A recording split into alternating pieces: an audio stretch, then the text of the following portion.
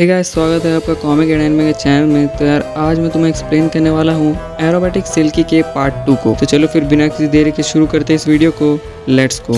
Aerobatic silkie जैसे ही आयरा को पकड़ती है, ओकारुन तुरंत ही अपने आप को ट्रांसफर कर आयरा को बचाने भागता है, लेकिन सिल्की अपने फ्लेक्सिबिलिटी से ओकारुन के हाथ नहीं आती। ओकारुन कई कोशिश करता है पर वो आयरा को पकड़ ही नहीं पाता। उल्टा सिल्की ओकारुन को निगलने की कोशिश करती है, लेकिन तभी मोमो अपने साइकिक अटैक से ओकारुन के बैग को पकड़ लेती है। लेकिन मोमो के हाथ बंधे हुए थे, जिस वजह से उसकी पकड़ काफी ढीली थी और इसी वजह से सिल्की मोमो के हाथ को ओकारुन से दूर कर देती है और उससे एक जोरदार किक मारती है। सिल्की का पैर काफी स्ट्रॉन्ग है, जिसके बाद ओकारुन को निगलकर सिल्की आयरा से कहती है, मैं पूरे 10 साल के बाद फाइनली तुमसे मिल पाई। सिल्की आयरा को कहती है कि वो उसकी मॉम है और आयरा से कहती है कि वो उसे मॉम कहकर पुकारे। तभी मोमो वापस से खड़ी होती है और ओकारुन को बाहर निकालने के लिए कहती है। तभी हम मोमो के बगल में कैट को देख पाते हैं, जो कि एरोबैटिक सिल्की के बारे में रिसर्च कर रहा होता है। मोमो ये देखकर कैट से कहती है कि एक स्प्रिट होकर तुम्हें दूसरे स्प्रिट के बारे में नहीं पता। तो यहाँ पर कैट, जो कि टर्बो ग्रैनी है, वो मोमो से कहती है कि वो लो रैंक के रुकीज पर ध्यान नहीं देती। दूसरी तरफ आयरा सिल्की से कहती है, मैं तुम्हें खत्म कर दूंगी मॉन्स्टर। मॉन्स्टर सुनकर सिल्की आयरा को भी निगल जाती है और रोने लगती है और मोमो से कहती है कि उसकी वजह से आयरा बुरी बन चुकी है। फिर सिल्की अपने बालों को काफी ज्यादा लंबा करती है और जोर से चिल्लाने लगती है। ये देखकर मोमो कैट से कहती है कि वो उसके हाथों को खोल दे, लेकिन कैट ऐसा नहीं करती है। फिर सिल्की मोमो को अपने बालों से पकड़कर उसे घुमा घुमा कर पटकते रहती है।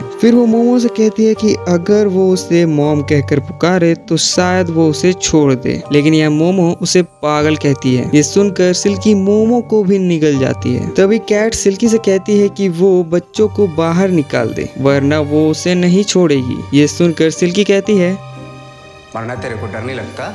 तभी हम देखते हैं कि सिल्की के बाल और उसके सर दोनों ही जलने लग जाते हैं। कैट बताती है कि आयरा के पास जो क्रॉस था वो असल में एक लाइटर है और उसकी हेल्प से मोमो ने उसके बालों में आग लगा दी है। तभी सिल्की तीनों बच्चों को उगल देती है। यहाँ मोमो और ओकारुन तो ठीक थे, लेकिन हम यहाँ आयरा को देख पाते जो कि कुछ भी रिस्पॉन्ड नहीं कर रही होती है। दूसरी तरफ सिल्की इतना गुस्सा हो जाती है कि वो अपने बालों से अपने आसपास के सामानों को पकड़कर सब कुछ तोड़ने लग जाती है। ये देखकर मोमो और ओकारुन आयरा को लेकर भागने लग जाते हैं, लेकिन तभी सिल्की अपने एरोबैटिक स्किल से मोमो और ओकारुन के पास पहुंच जाती है और मोमो को काफी जोर से लात मारकर जमीन में गाड़ देती है। जिसके बाद सिल्की ओकारुन के पीछे पड़ जाती है और ओकारुन अपने पावर से कई बार बचते हुए सिल्की से दूर भाग रहा होता है, लेकिन एंड में उसे भी मार पड़ ही जाती है। मार पड़ने के बाद आयरा ओकारुन से अलग हो जाती है। आयरा को देखकर सिल्की कहती है, आयरा, मैं तुम्हें खोना नहीं चाहती, इसलिए मैं तुम्हें चबा कर खा जाऊंगी, जिससे हम हमेशा के लिए साथ रहेंगे। सिल्की आयरा को खाने के लिए जैसे अपने हाथों को आगे बढ़ाती है, वो देख पाती है कि वो मूव ही नहीं कर पा रही है, क्योंकि ओकारुन को पकड़ने के चक्कर में उसके बाल पूरे फैक्ट्री के खंभों में लिपट चुके हैं। तभी हम मोमो और ओकारुन को देखते हैं, जो कि वापस से खड़े हो जाते हैं। वो दोनों देखते हैं कि सिल्की अपने बालों को फ्री करने के लिए सारे खंभों को तोड़ रही है। ये देखकर मोमो अपने पावर से सिल्की के पैरों को पकड़ लेती है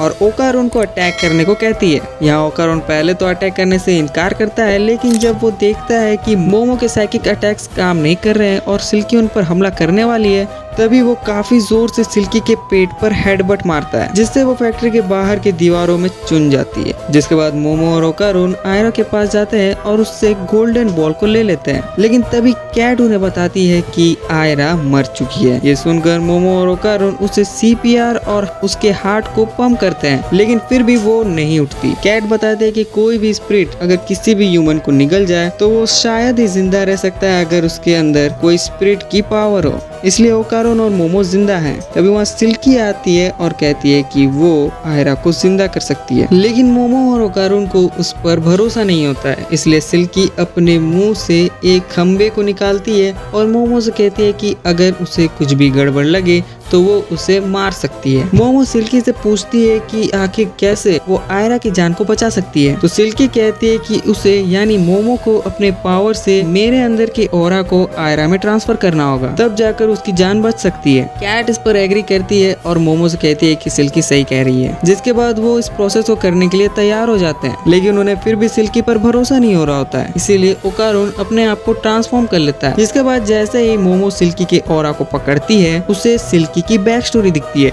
जो कि काफी इमोशनल है, लेकिन मैं उसे कवर नहीं करने वाला। मोमो सिल्की की ऑरा आयरा में ट्रांसफर कर देती है, लेकिन वो सिल्की की स्टोरी देखकर इमोशनल हो जाती है। जिसके बाद हम देखते हैं आयरा जिंदा हो जाती है और सिल्की मरने लग जाती है, क्योंकि कोई भी स्पिरिट अगर अपनी ऑरा किसी भी ह्यूमन को दे दे तो वो वहीं पर खत्म हो जाएगी, यहाँ तक कि वो दुनिया से ही एग्जिस्ट हो जाएगी, यानी वो दुनिया से ही विलुप्त हो जाएगी, जैसे कि वो पहले थी ही नहीं। सिल्की को मरता देख आयरा सब कुछ समझ जाती है और वो सिल्की को गले लगाकर मॉम कहती है और उसे अलविदा कहती है, और यहीं पे ये स्टोरी एंड हो जाती है। और अगर तुम्हें ये वीडियो पसंद आया तो प्लीज वीडियो को लाइक कर देना, चैनल को सब्सक्राइब कर देना, और अगर ऐसे ही डैन के और भी वीडियोस चाहिए तो प्लीज कमेंट कर देना। तो फिर मिलते हैं अगली वीडियो में, तब तक के लिए गुड बाय।